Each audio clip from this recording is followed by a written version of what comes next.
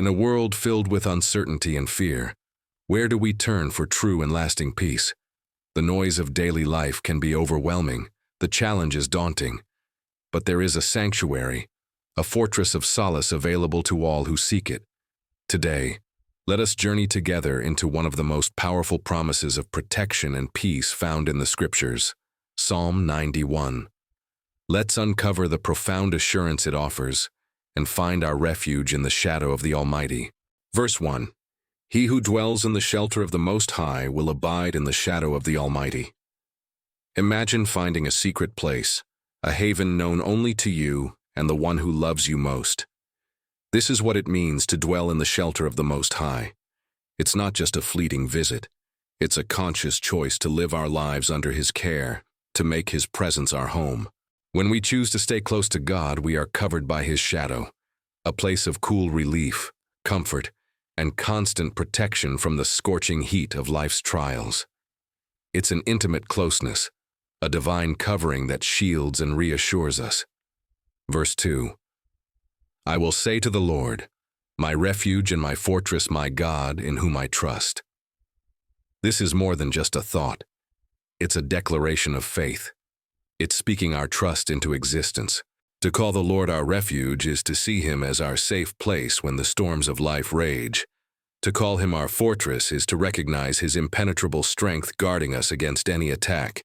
It's a personal proclamation. My God. This isn't just a distant, abstract deity.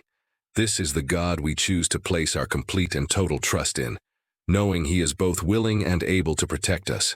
Verse 3-4. For He will deliver you from the snare of the fowler and from the deadly pestilence. He will cover you with His pinions, and under His wings you will find refuge. His faithfulness is a shield and buckler. Life can often feel like a field full of hidden traps, the snare of the fowler. These are the unexpected troubles, the subtle temptations, the plots that seek to ensnare us. Yet the promise is clear. God will deliver us.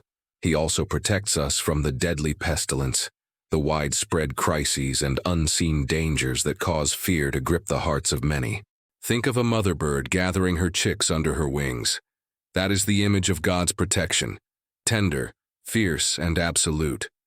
His very faithfulness becomes our armor, a shield that deflects the arrows of the enemy, and a buckler that protects us in close combat.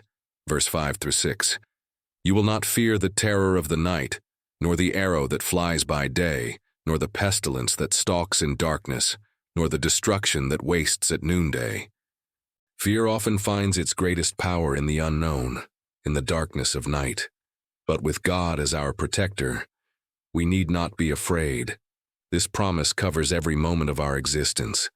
The anxieties that creep in at night, the sudden attacks that come in broad daylight, the hidden dangers that move unseen, and the overt crises that unfold before our very eyes. None of these have the final say. Trusting in Him casts out fear and replaces it with a profound sense of security, no matter the time of day or the nature of the threat. Verse 7-8. 1,000 may fall at your side, 10,000 at your right hand, but it will not come near you. You will only look with your eyes and see the recompense of the wicked. This is a breathtaking promise of divine preservation. Even when chaos and calamity seem to be all around, when it feels like the world is crumbling, God's protective hand can keep us safe. It doesn't mean we won't see trouble, but it promises that the ultimate destruction will not touch those who abide in Him. We become witnesses not to our own downfall, but to God's justice and His power to save. It is a powerful reminder that we are set apart, not by our own strength, but by His sovereign grace. Verse 9-10. Because you have made the Lord your dwelling place, the Most High, who is my refuge, no evil shall be allowed to befall you, no plague come near your tent. Here the psalm circles back to our role in this covenant of protection. Why is this assurance so strong? Because you have made the Lord your dwelling place. Our decision to abide in Him activates this promise. When our hearts are truly at home with God, a boundary of divine protection is drawn around our lives. No evil shall be allowed to befall you. This means that whatever does touch us is first filtered through God's hands, and is ultimately used for our good and His glory. Even plagues, the great fears of humanity, are kept at bay from our homes, our families, our sacred spaces. Verse 11 to 12. For He will command His angels concerning you to guard you in all your ways. On their hands they will bear you up, lest you strike your foot against a stone. What an incredible thought! The God of the universe dispatches His own heavenly messengers, powerful angels, with a specific command to guard us, and not just in the big, life-altering moments, but in all your ways. The daily commute, the simple tasks, the unseen moments. They are tasked with bearing us up, lifting us over the small stumbling blocks and the major obstacles alike. This isn't a fantasy, it's a divine reality. We are so precious to God that He provides a celestial escort to ensure our steps are secure. Verse 13. You will tread on the lion and the adder, the young lion and the serpent you will trample underfoot. This verse speaks of empowerment. Sheltered in God's care, we are not just passive recipients of protection. We become victors. The lion and the serpent represent the most powerful and cunning adversaries we can face, both overt, roaring threats and subtle, venomous dangers. But because of God's power working through us, we are given authority over them. We don't just survive, we triumph. We trample underfoot the very things that were meant to destroy us. This is the power of a life lived in complete trust of the Almighty. Verse 14 to 16. Because He holds fast to me in love, I will deliver him. I will protect him, because he knows my name. When he calls to me, I will answer him. I will be with him in trouble. I will rescue him and honor him. With long life I will satisfy him and show him my salvation. Now God Himself speaks, sealing the promises of this psalm. He affirms the covenant. Why does He do all this? Because He holds fast to me in love.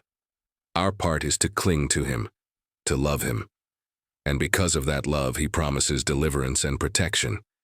Because we know His name, His character, His power, His faithfulness, He sets us on high. He promises to answer our calls, to be personally present with us in the midst of trouble. He doesn't just rescue us, He honors us. And finally, He promises a full, satisfying life and the ultimate gift, to show us His salvation. This isn't just about being saved from trouble, but being brought into the fullness of His eternal glory. Psalm 91 is not just a beautiful poem. It is a spiritual reality available to each of us. It is an invitation to move from a place of fear to a fortress of faith.